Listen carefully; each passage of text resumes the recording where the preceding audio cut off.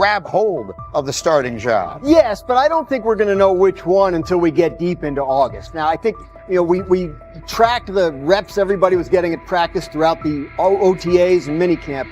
But when you talk to people there, they just want to make sure everybody got what they needed. And that, Kenny Pickett, we find out if he has the goods to be the starter. Joe Flacco, they back him off a little bit. He's 40. He may not need as much. The rookies, Shedeur Sanders and Dylan Gabriel, what do they need to learn to make the transition from the college game to the pro game? That's what the spring was about for the Browns quarterbacks. Now, Shedeur Sanders has moved from social media celebrity to on-field standout, and ESPN now lists him among its first-team candidates. Reactions are split. Some fans are impressed while others are skeptical. Whether this reflects Deion Sanders' long-term strategy or simply Shedeur's rapid development, the story is drawing widespread attention. Here's a look at what led to this moment. They never planned on taking him. The problem is, like Ocho Cinco said, you got somebody that has endeared himself to the locker room. And guess what? The difference between him and Tim Tebow, the biggest one, is he can play. He can throw the ball. Tim Tebow running around being an H-back. He can throw the ball. And he's done everything he needs to do. He ain't saying nothing. He ain't rocking the boat. He ain't mad about the reps. He ain't mad about none of that. All the people out there want to see is this, like Tyvis said earlier. We want to see what he can do with Jerry Jeudy. Online reactions are sharply divided. Some fans strongly support Sanders, while others argue he is overrated. Traditional analysts cite statistics and claim his recognition comes mainly from his father's name. Sanders supporters are actively celebrating his rise and already predicting a future NFL career. Sports media outlets have made his candidacy a central topic of debate. The discussion now extends beyond statistics and victories to include his marketability, public image, and on-field presence. Sorry, is Shedeur Sanders going to get a chance to win this job? Do you believe he gets a legit shot to win this job? Listen, I think, first of all, the action's going to really start in training camp. Like, forget all the OTA stuff. You don't win a job in OTA.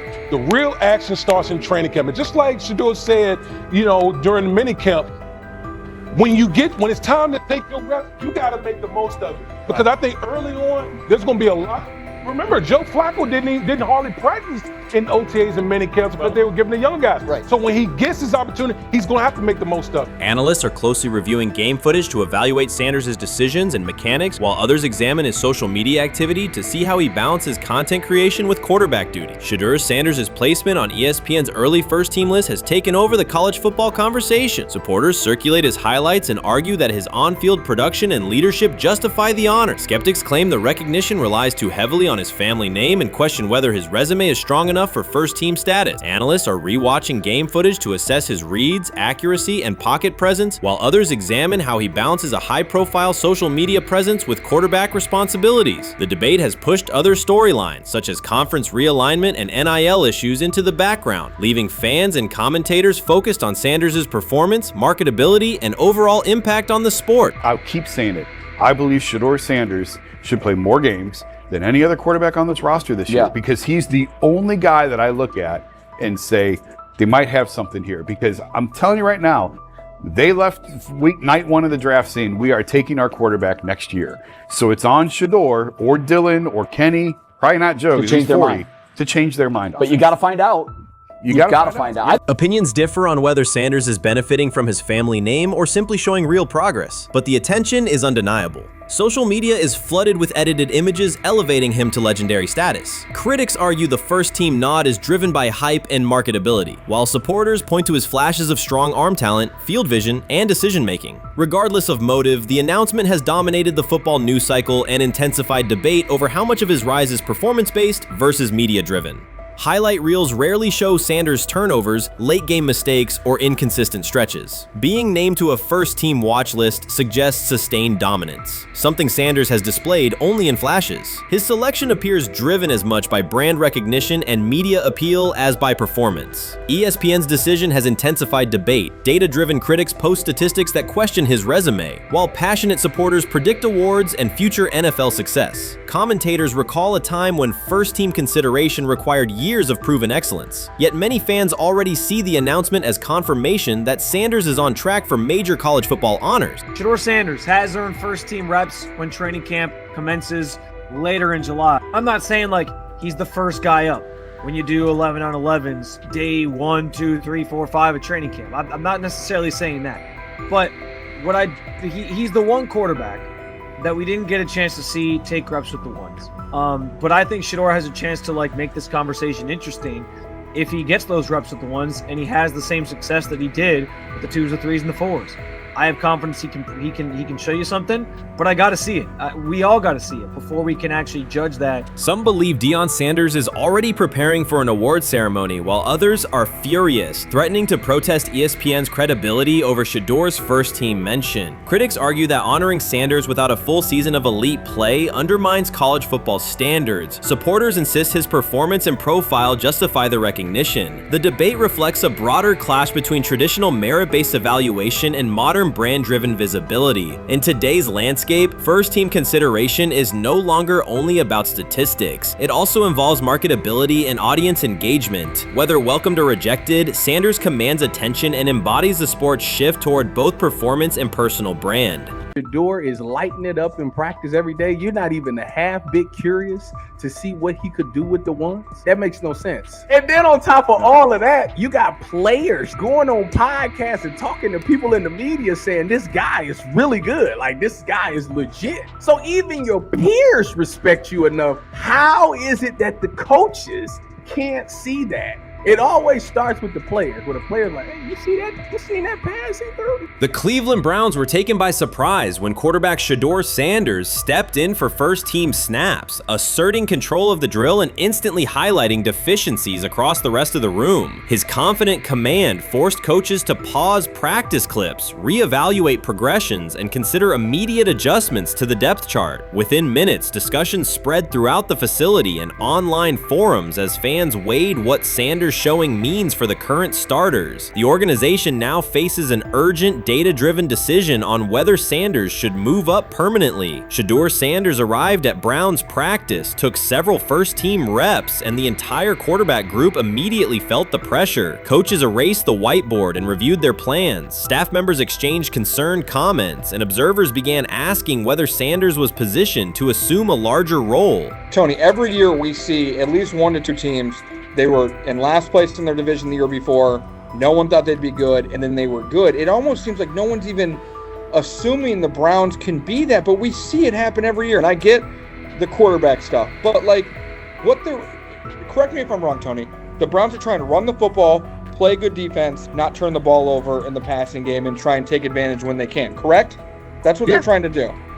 That was the 2020 offense. The Cleveland Browns are still searching for stability at quarterback. Deshaun Watson is yet to deliver consistent starter-level production that justifies his contract, and each game renews doubts about whether he can regain peak form. Behind him, rookie Dorian Thompson-Robinson shows promise but remains inexperienced and unpolished. Coaches are evaluating alternatives each week and may need to adjust the depth chart if progress stalls. The roster around them is built to contend now, so ongoing uncertainty under center is increasingly costly. As we talk about, we do believe in best player available. We do believe in positional value, and we didn't necessarily expect him to be available in the in the 5th round, and so we love adding competition to every position room and adding him to compete with the guys that are already in there. We felt like that was the appropriate thing to do. The Browns quarterback group is unsettled. Deshaun Watson has yet to provide the reliable, high-level play his contract demands, while rookie Dorian Thompson-Robinson remains promising but unpolished. Depth behind them consists mostly of veterans whose experience lies more in holding clipboards than leading offenses. The coaching staff needs an immediate answer, not a 3-year development project. Shedeur Sanders enters as that potential solution. At Colorado, he passed for more than 3,200 yards despite working behind one of college football's poorest offensive lines, consistently demonstrating poise, quick processing, and accurate ball placement under heavy pressure. Film shows steady reads and disciplined footwork, traits that offset concerns that his profile is built on family name or media attention. Cleveland viewed the signing as a low-risk, high-reward move. Early in camp, Sanders received a handful of first-team snaps intended merely as an evaluation. Those plays quickly changed practice tempo. The ball came out on time, receivers hit their landmarks, and the defense struggled to adjust. Coaches immediately expanded the review using phrases such as evaluate every option, an indication that the depth chart was no longer fixed. Watson sensed the scrutiny. Thompson-Robinson increased his urgency. Within minutes, competition in the quarterback room intensified. Sanders repeated that performance in subsequent sessions. His footwork remained clean, progression sharp, and throws firm and precise. Each strong rep forced staff to reassess the plan to keep him buried on the developmental track. The broader context magnifies the pressure. Cleveland's roster is built to contend now. Fans are weary of quarterback turnover, and the front office cannot afford another costly misstep under center. Around the league, rookie passers rarely wait multiple seasons anymore. Joe Burrow, Justin Herbert, CJ Stroud, and even late pick Brock Purdy established that precedent. If Watson opens the regular season and struggles, public calls for Sanders will grow, especially if the rookie flashes in preseason. Alternatively, another team could attempt to acquire him if Cleveland hesitates to elevate his role. Each scenario underscores the same reality. Sanders' emergence has turned a routine camp evaluation into a critical decision point for the franchise. And we saw Dillon Gabriel go 11-on-11 with the first team, Shedeur Sanders go 11-on-11 with the second unit. So that was really the big wrinkle today. Yes, and of course, it was the first time that we have seen Shedeur Sanders get any of those coveted 11-on-11 reps. Of course, again, it wasn't with the first team offense or against the first team defense, but it's progress. And that means that he's going in the right direction, that the arrow is pointing up. He's coming up the learning curve. So that's good for him. And I actually thought just overall, he had a better day than Dillon had today. He completed more passes. He was more on point. In fact, in that 11-on-11 period, he threw a near touchdown. Desperation can push franchises toward aggressive decisions, especially when their quarterback options appear unconvincing or outdated. One scenario now emerging is that Sanders earns enough confidence to take full preseason reps with the starters, forcing Cleveland to revisit a depth chart it believed was settled at the beginning of July. His practices demonstrate that the excitement around him is grounded in measurable performance. Accurate, high-velocity passes against first-team defenses, and confident command of the huddle. Each strong outing also heightens league-wide interest. Rival scouts adjust evaluations, and general managers revisit their notes, aware that a viable young quarterback may soon become available. Inside the facility, the personnel staff must balance short-term results with long-term roster planning, knowing that an early move could reshape salary cap allocations and locker room dynamics. The pressure on Watson and Thompson Robinson escalates accordingly. Both must produce visible progress to maintain their current roles. Cleveland's recent history shows how quickly promising quarterback situations can devolve into controversy. The franchise has turned potential breakthroughs into organizational turmoil before, so observers remain cautious about how this competition will unfold.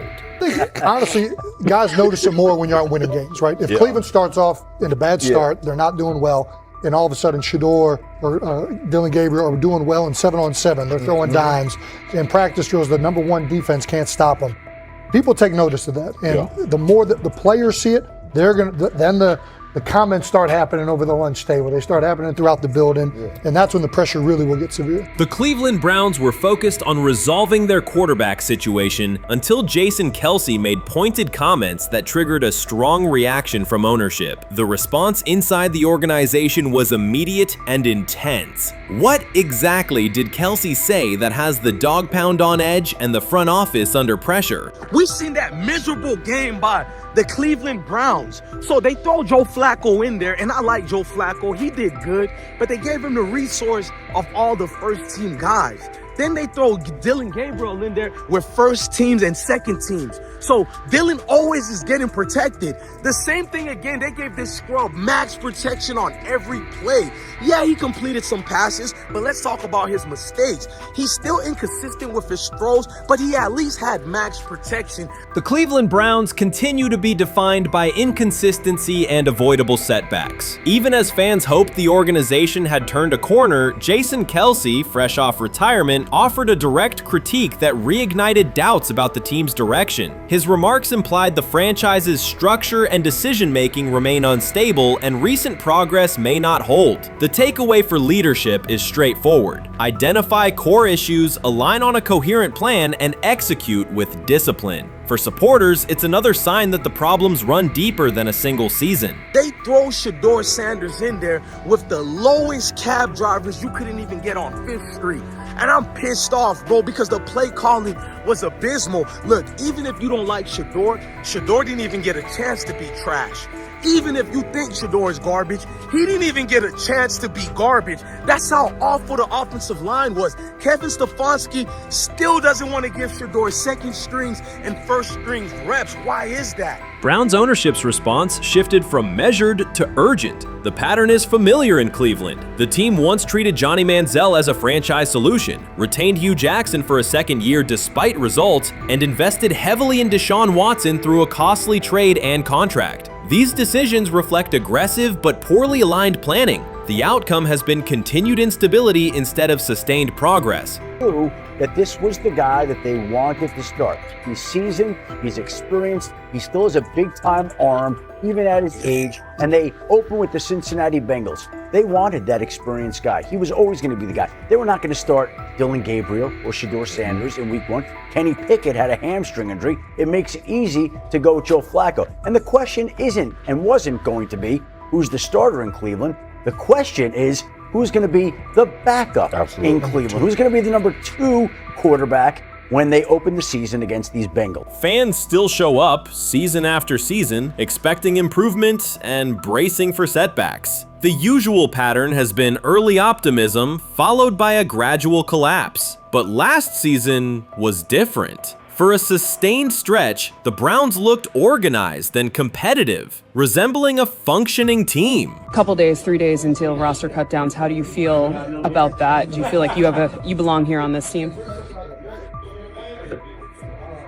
Obviously, I think overall as a player, I feel like I put in the work. I feel like everything I do, I try to do it to my best, and that's all I ask for. So I feel like everybody feels like, they should be on the team, and if you ask anybody on the team, would they feel like they belong, in their own eyes. So I feel like I do, but I'm my own player, I think about myself in a high regard. The front office entered the offseason confident. Kevin Stefanski was being praised, and the Dog Pound believed the team had made real progress. Then Jason Kelce delivered a pointed assessment that cut through the optimism. Fresh into retirement, the former Eagles All-Pro and Super Bowl champion said Cleveland still looks like a team patching over issues rather than building a durable contender. Kelce's view was direct. The Browns' structure is fragile, and the roster is too dependent on perfect health at quarterback. He argued the team is one injury away from losing continuity and sliding backward. Because Kelce has operated inside a stable, championship-level organization, his comments carried weight with players, media, and fans. The reaction was immediate. People took his critique seriously, not as outside noise, but as an informed evaluation of how a successful team should be built. Ownership also felt the impact. Jimmy Haslam's response shifted to urgency, a sign that leadership recognizes the stakes.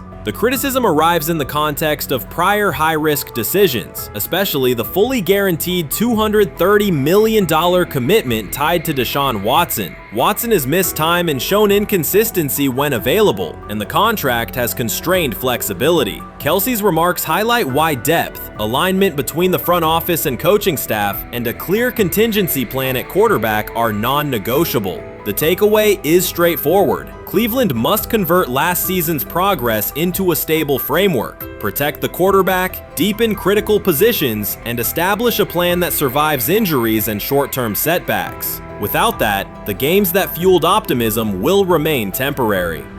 If you're a betting man, who do you think starts for the Browns at quarterback? Okay, this is the situation. Kenny Pickett, they actually traded for him. Joe Flacco, no one's bringing Joe Flacco in the building thinking Joe Flacco's going to be the starter. If Joe Flacco is your starter, you got a problem. You have a huge problem. And if they were saying Shedeur was the starter as the 5th rounder, you got a real problem too, because he passed over all these guys in these reps in the offseason in shorts, in bikini shorts, Speedos and stuff.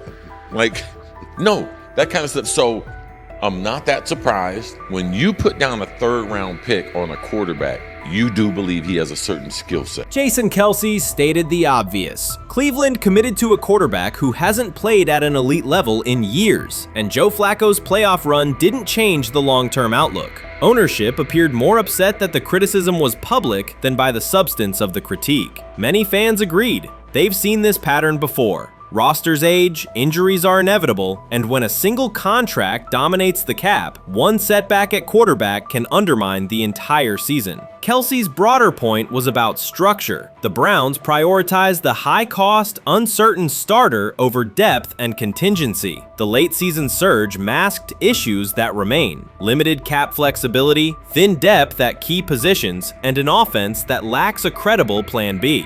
Fans recognize how quickly a strong defense can decline with injuries, and how an offense without redundancy stalls. The AFC North raises the stakes. Baltimore with Lamar Jackson sustains a top standard. Cincinnati with Joe Burrow returns to contention when healthy. Pittsburgh rarely slips below .500 under Mike Tomlin and wins with defense and consistency. In that environment, Cleveland can't rely on perfect health or peak form from one player. The path forward is clear. Diversify cap allocation, reinforce the offensive line and receiver depth, carry a legitimate backup plan at quarterback, and install a scheme that functions regardless of who is under center.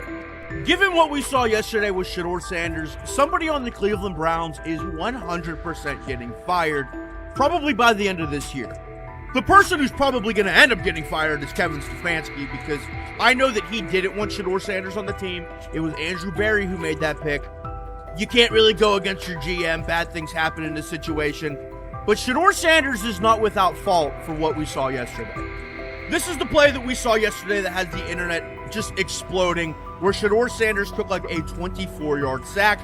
Half of the internet is saying that this is all Kevin Stefanski's fault. Cleveland showed progress last season, but the underlying concerns remain. Jason Kelce highlighted them directly. The Browns' long-term plan is fragile, cap-constrained, and overly dependent on perfect health at quarterback. His comments focused attention on structural issues, roster depth, continuity in coaching, and a sustainable offensive approach, rather than a single hot streak. That criticism resonated because it reflected what many around the league already see. Ownership's reaction underscored the sensitivity. Jimmy Haslam has presided over frequent coaching and quarterback changes, and external scrutiny carries weight when it comes from a respected veteran with championship experience. Kelsey's remarks reinforce that last year's Joe Flacco stretch was a short-term solution, not a foundation. The team still needs a durable plan that can withstand injuries and inconsistency. The practical takeaway is clear: stabilize the system, diversify cap usage, and build depth at key positions so the offense functions regardless of who is under center. That includes a coherent development pathway for younger talent such as Shedeur Sanders, with defined practice reps, protection, and scheme alignment. Kelsey didn't say anything outrageous. He articulated the gap between a brief surge and a credible long-term contender. I have the faith of a mustard seed.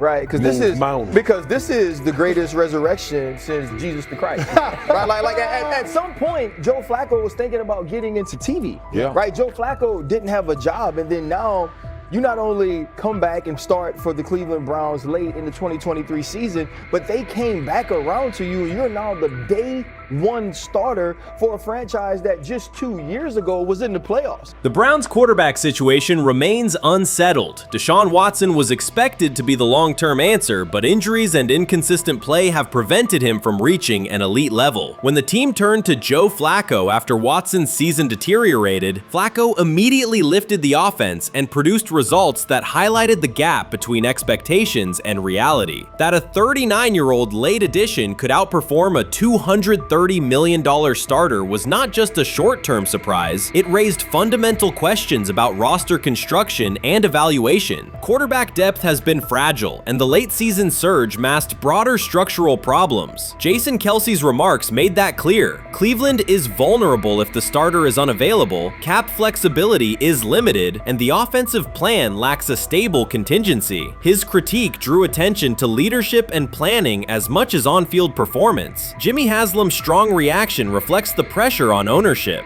The organization has promoted a message of stability and progress, but Kelsey's assessment suggested those gains are not yet durable. The path forward requires a realistic approach to the cap, a credible backup plan at quarterback, and a system that holds up regardless of personnel. Rich Eisen addressed the armchair analysts and online critics head on. Shedeur Sanders just received his opportunity, and the backlash arrived immediately. Eisen responded with a clear, point-by-point case explaining why the criticism misses the mark. If you thought Shedeur's rise was rapid, Eisen's analysis puts it in proper context. Here's what he laid out on air. Already speaking in Cleveland high schools. Weekend after, flying out immediately to get to work. But his character's terrible, right?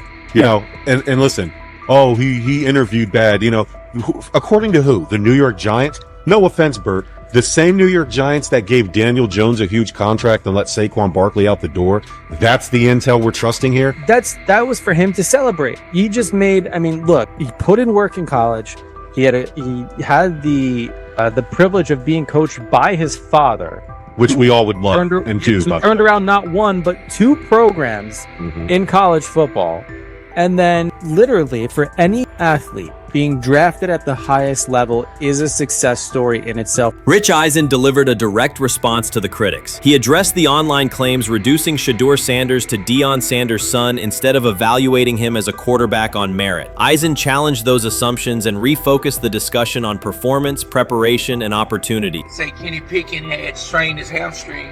Shedeur, they say his first day in pass, 9 for 9, 2 touchdowns, no interceptions. Really was just hating on this young guy. Within minutes, Rich Eisen delivered a structured breakdown, addressing each claim with evidence and dismantling weak narratives through clear analysis. He replaced speculation with data and kept the focus on what matters: decision-making, accuracy, leadership, preparation, and game management. The reality is simple. Shedeur Sanders was not given this opportunity. He earned it through performance and consistency against real competition. He accepted the role, met the standard, and handled the moment with professionalism and urgency. No shortcuts, no favors, just results and readiness. Eisen's point was direct. Evaluate Shedeur on his work, not assumptions, and acknowledge that he has justified the opportunity on the field. I've done it at 2 locations already, so it's simple. So that's why when people say I'm not, you know, one of the top quarterbacks or the top quarterback, is what are y'all going based off of? Because I did it year after year after year, and you see the progression. So it's like, obviously it got to be some type of external hate that you have for the family, for the last name, for anything, because I know I proved myself. While many were still debating whether he was NFL ready, Shedeur Sanders stepped onto the practice field and operated like a clear QB1, setting protections, controlling tempo, and executing the plan. The narrative that he is just flash, media attention, or his father's influence does not hold up against his work in installs, progressions, and situational drills. What he showed was composure, efficiency, and command of the offense. He processed quickly, protected the football, and delivered on-time throws, demonstrating preparation and control. I'm a firm believer. If I wanted Shedeur Sanders at 2, at worst at 33, of course I already think that he's better than other quarterbacks. Because that's the type of talent, that's where I would have picked him at. And if he was at 2 or 33, and he still had this same exact skill set, we would be talking about him starting and playing. Right. Well, there'd only be 3 quarterbacks. It'd be 3 quarterbacks, not 4. 4, yeah. But since he moved to the 5th round, that's cool. They might have to go along with it. But to me, I think if you ask who got the best tools, I'm going with Shedeur Sanders. From the first day of camp, he was not there to get by. He arrived to lead. There was no hesitation in installs, no lapses in fundamentals, just precise timing, clean footwork, and consistent velocity to every level of the field. He managed protections, controlled cadence, and delivered in situational work, showing command rather than learning on the fly. The approach was efficient and disciplined, with attention to detail and progressions and ball placement that reflected preparation, not improvisation. At the same time, Rich Eisen addressed the narrative directly and backed it with evidence. He laid out clips, context, and performance markers to cut through speculation. Eisen emphasized that Shedeur Sanders did not step into this moment because of publicity. He built toward it through sustained work, resilience, and results. The background, media readiness, high football IQ, and a professional approach was developed over years, not days, and it translated to immediate operational control of the offense. The resistance came from familiar places. Some in the traditional guard still framed mobile quarterbacks as limited and expected the nepotism label to define him. That view did not hold up against what was on the field: composure under pressure, secure decision-making, accurate throws into tight windows, and consistent execution in red zone and 2-minute sequences. Eisen's point was clear: evaluate Shedeur Sanders on performance and readiness. The evidence shows he earned the opportunity and is meeting the standard with accountability and consistency. Yeah, teams didn't draft him because they didn't think he was first-round talent. And the quote we played and that's on the screen, I think is flatly wrong. We all know this shouldn't have happened. Yes, it should have. It should have happened because this wasn't Now, again, teams can be wrong. The league as a whole can be wrong. Hell, the Baltimore Ravens drafted a 25-year-old tight end before they drafted Lamar Jackson in the same draft. The die is not cast on who Shedeur Sanders. He stated it plainly. This is not a celebrity appearance. This is a quarterback with pocket presence, leadership, and decision-making that stands on its own. You either show it or you settle into a backup role. Shedeur Sanders is not auditioning. He is establishing himself as the starter. When the opportunity arrived, whether through injury, trade, or depth chart changes, Shedeur was prepared and delivered. He did not hesitate. He executed the offense and finished drives. As others tried to catch up to what they were seeing, Rich Eisen reinforced the same message he has been repeating: evaluate the work. Camp reports have been consistently positive, but the important shift is how the performance is being received. Casual attendees who came to observe left talking about Shedeur's command and poise. Detailed observers focused on his pre-snap reads, protection checks, and audibles, highlighting the mechanics, timing, and ball placement that support efficient, controlled play. Shedeur Sanders did not treat day 4 of Browns training camp as anything other than work. He completed 8 of 11 passes with 3 touchdowns, operating with control and accuracy throughout the red zone periods. The throws were varied: a well-placed ball to rookie Luke Floria that led him across the goal line in stride, a firm throw to Cade McDonald over middle after a quick read, and a tight window completion to Deontay Johnson at the back of the end zone with 2 defenders closing. The sequence showed timing, poise, and placement under pressure. While national attention centered on Joe Flacco's underneath completions and Kenny Pickett's option and rollout periods, Sanders produced scoring plays on schedule. The performance was not the product of broken coverages or end-of-period reps. It came within structured work, with defenders in position and the offense executing standard progressions. The accuracy rate, 8 completions on 11 attempts, reflected consistent mechanics and decisions. The operation was steady from huddle to snap to finish. Despite that session, the distribution of first-team snaps did not change. Camp logs indicated that Pickett and Dillon Gabriel continued rotating with the starters, while Sanders remained primarily with the second unit. With the first preseason game approaching, that choice drew more attention from observers who expected productive days to be followed by expanded opportunities. The question surfaced again: what additional evidence is required to evaluate Sanders with the top group? The 3 touchdowns illustrated different aspects of his profile. On the throw to Floria, Sanders used a measured trajectory to lead the receiver away from contact and into the end zone. On the ball to Johnson, he identified leverage, held the safety with his shoulders, and delivered to a precise spot at the back line. On the throw to McDonald, he eliminated the first read, reset, and drove the ball into the window before the hook defender could squeeze it. Each score reflected a particular tool: anticipation, manipulation, and velocity within standard timing. Comparisons to the other quarterbacks were straightforward. Pickett produced 2 touchdowns but placed 1 late ball that exposed a receiver to contact near the goal line. Gabriel accounted for 1 score, with additional gains coming on checkdowns and designed movement. Flacco advanced the ball in short increments without finishing drives during the same period. Sanders converted opportunities into points repeatedly and without turnovers. The rotation, however, remained unchanged. Head coach Kevin Stefanski and the staff continued to allocate first-team work to the same group, describing the process as an open evaluation. In practice, that has meant extended starter reps for Pickett and Gabriel, veteran scripts for Flacco, and second unit periods for Sanders. The disconnect between output and opportunity was notable, particularly given the stated goal of reaching an early decision at quarterback. When asked about the timeline recently, Stefanski said the preference was to decide sooner rather than later, an acknowledgement that the window for assessment is limited as preseason approaches. Speculation about motives is common in such situations. The discussion has included references to front office perspectives and ownership influence. Owner Jimmy Haslam is widely viewed as supportive of drafting Sanders. General manager Andrew Berry is known for prioritizing fit, traits, and process within the roster building model. Stefanski reports to Berry, and the practice plan reflects coaching evaluation within organizational parameters. None of that guarantees any outcome. It does explain why rotations can remain conservative even after strong individual periods. Regardless of internal views, the most useful next step for the evaluation would be a defined set of first-team snaps for Sanders to put comparable tape next to his peers. There was also outside attention on several practice segments from earlier in camp that showed Sanders throwing during lulls to non-receiver personnel, ball attendants, staffers, and assistants, while other quarterbacks were in script with full units. Those clips circulated widely and were interpreted by some as dismissive. Sanders addressed questions about it by narrowing the focus to preparation, explaining that his responsibility is to be ready for the work assigned and that he has adjusted at every level of competition, from HBCU ball to the Power 5 and now the NFL. The response matched his general approach: acknowledge the situation, maintain routine, and continue to execute when the next period begins. The broader draft day and narrative context remains part of the conversation. Sanders' college resume included efficient production and high completion rates across 2 programs, culminating in national recognition such as the Johnny Unitas Golden Arm Award. His selection in the 5th round was driven by varying evaluations of projection, scheme fit, and development timelines. The result is the current environment. He must present his case within limited windows, then wait for access to the next rung of competition. That does not make the process unfair, it makes it exacting. The best answer, for him and for the staff, is additional, comparable reps and clear tape.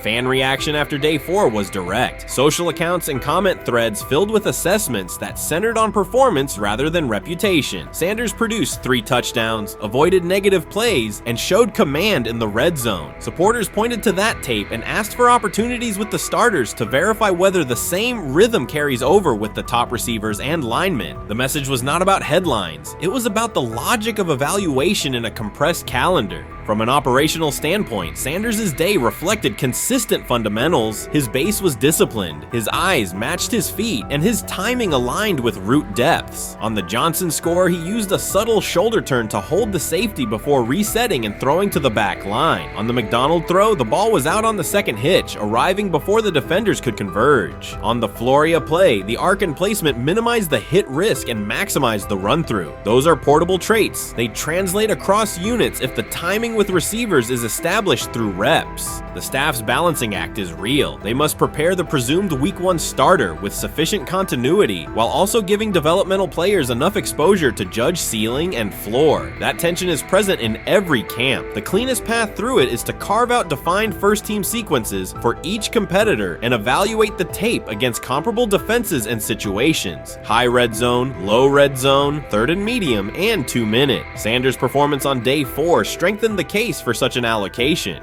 Context matters off the field as well. Earlier in the offseason, 2 speeding citations, 91 miles per hour in Brunswick and 101 miles per hour in Strongsville, prompted public comment from Barry, who emphasized standards and safety. Sanders accepted responsibility, stated that he learned from the incidents and moved on. In camp, he has kept the focus on football tasks, install retention, cadence management, protection IDs, and post-practice review. He has also continued to build rapport across position groups, including veteran receivers and defensive backs, so that timing and expectations are clear when reps arrive. None of this diminishes the experience of the veterans in the room. Flacco has decades of film, Pickett has multiple seasons of NFL starts, and Gabriel brings mobility and a defined collegiate profile. It does, however, underscore the purpose of camp, to align decisions with current performance. Sanders produced the most efficient scoring period of the day. The next logical step is to see that operation with the starting unit, document the results, and compare them to the other candidates under the same conditions. The preseason opener will compress timelines further. Install packages expand, and coaches begin to narrow personnel groupings. If the objective is to identify the quarterback who can operate the offense most cleanly on Sundays, then structured exposure now will give the staff better information later. A small but deliberate set of first-team snaps for Sanders, scripted early downs, a 3rd down sequence, and a red zone series would provide data without disrupting broader preparation. Until that occurs, Sanders can only continue to control process and execution. Day 4 showed what that looks like when opportunities align: efficient reads, disciplined mechanics, and finishes in the end zone. He did not seek attention for the sequence. He put it on tape. If the evaluation remains consistent with the stated competition, comparable snaps should follow. If they do, the staff will have a clear side-by-side measure. If they do not, the question from observers will remain the same: what more needs to be seen to justify the look?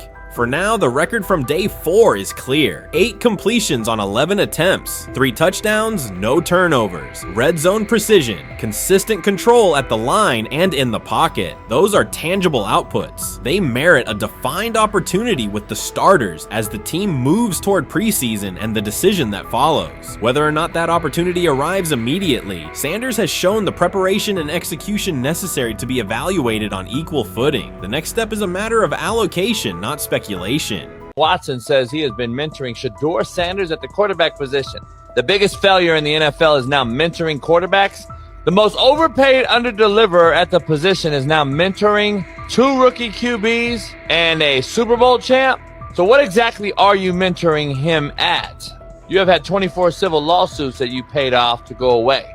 And when you play, you are as ass as those massage therapists are, apparently. Shedeur Sanders is also a show. It's all about him. It's all about anything else. If you don't see that by now, then you're just blinded. Cleveland's second most talked about player has yet to take a professional snap, and it isn't Deshaun Watson. Rookie quarterback Shedeur Sanders has already captured the locker room's attention and the fan base's enthusiasm, creating a visible shift in the team's internal dynamics. Watson, once the uncontested focal point, now shares the spotlight with a newcomer who has only practiced in shorts. The Browns are experiencing a rapid, unforeseen change in popularity within their roster. Four-man competition. It's not. It's 2 guys versus 2 guys. It's the 2 older guys to be the starter. Yeah. It's the 2 younger guys to position themselves however it may be. Right. Show little improvement every single day. Right. So, of all the things I'm watching the first 5 when they break a session, the first 5 with the veterans, with the ones. Who's in there, where are they going? The ball's going to Judy. Right. Flacco's no dummy. Lasts as long as he has. Right. He can really whiz it. But as we go on, I want to watch these guys because they probably just got plays installed Tuesday, and they're out there running on Wednesday. Shedeur Sanders arrived in Cleveland and immediately commanded attention. The rookie has yet to take a preseason snap, yet the energy around him inside the building and across social media eclipses what many veterans receive in an entire season. Fan enthusiasm is so strong that Deshaun Watson's jerseys are already drifting toward the clearance rack at the team store. In a matter of days, Sanders has become the roster's second most popular figure, while Watson watches his once secure QB1 status and public approval shrink by the hour. Shedeur or Deshaun? Who do you want as your quarterback next year? Honestly, Shedeur. I love Deshaun though. Like, I don't understand all the hate for Deshaun. You get hurt and you get booed, bro. That's foul. That might be the foulest I ever seen. The Browns' social media staff posted a single candid photo of rookie quarterback Shedeur Sanders releasing a warm-up throw, and the response was immediate and overwhelming. Fans saturated timelines with edits of themselves alongside him, while Deshaun Watson's routine practice reps drew comparatively little notice. Although an official Sanders jersey has not been released, unauthorized versions are already moving at a pace that exceeds merchandise sales for several other AFC North teams. The surge in interest marks one of the most intense fan reactions Cleveland has experienced in recent memory. The excitement surrounding Shedeur also triggers a wave of criticism. Veteran analysts, anchored in a 1980s mindset, question whether his style will translate into lasting success. They focus on his NIL earnings, social media presence, and visible confidence, arguing that the image overshadows substance. To them, outward self-assurance appears to be a distraction rather than a competitive asset. Even a simple smile or brief display of personality is cited as evidence that he lacks the measured discipline they expect from a starting quarterback. Critics claim Shedeur Sanders is notable only because of his father, overlooking the performance he delivered at Colorado. Many of those same observers ignored the Buffaloes until Deion Sanders made national headlines, yet they now question whether his son has earned the attention. They want rookies to keep quiet, carry clipboards, and wait 2 seasons before challenging for a starting role. Sanders is disregarding that script from the moment he arrived. His presence has already turned Cleveland's quarterback discussion into a genuine 2-man competition before a single preseason snap. Deshaun Watson maintains publicly that the situation does not concern him, but it is hard to believe the pressure is not real. A fully guaranteed contract protects his paycheck, not his standing in the locker room. Sanders, meanwhile, is translating charisma and early momentum into tangible influence with teammates, coaches, and fans, reshaping expectations for who will lead the Browns on opening day. I'm a firm believer. If I wanted Shedeur Sanders at 2, at worst at 33, of course I already think that he's better than other quarterbacks. Because that's the type of talent, that's where I would have picked him at. And if he was at 2 or 33 and he still had the same exact skill set, we would be talking about him starting and playing. Right. Well, there'd only be 3 quarterbacks. It'll be here, 3 not quarterbacks, 4. not 4. Yeah. But since he moved to the 5th round, that's cool. They might have to go along with it. But to me, I think if you ask who got the best tools, I'm going with Shedeur. Shedeur Sanders has not taken a single professional snap, yet discussion about him has split NFL social media into 2 camps. One side already argues he should start immediately. The other worries about what that means for veteran quarterbacks like Deshaun Watson. Reporters now line the perimeter of Brown's camp, scrutinizing every inconsistency in Watson's spiral and every precise throw from Sanders during drills. Each well-placed pass is clipped, posted to TikTok, and captioned as evidence of a future QB1. Cleveland is no stranger to quarterback drama, but this situation is different. Rather than cycling through another unproven starter, the franchise is dealing with a rookie who entered with more polish, public attention, and perceived readiness than most first-year players. Fans chant Sanders' name before he has appeared in a preseason game, while the established starter works to maintain his relevance. The atmosphere is not yet a full controversy, it is a countdown. Traditional analysts insist on the importance of experience and respecting the process, yet Sanders is progressing on the timeline set by the supporters who already view him as the next leader of the offense.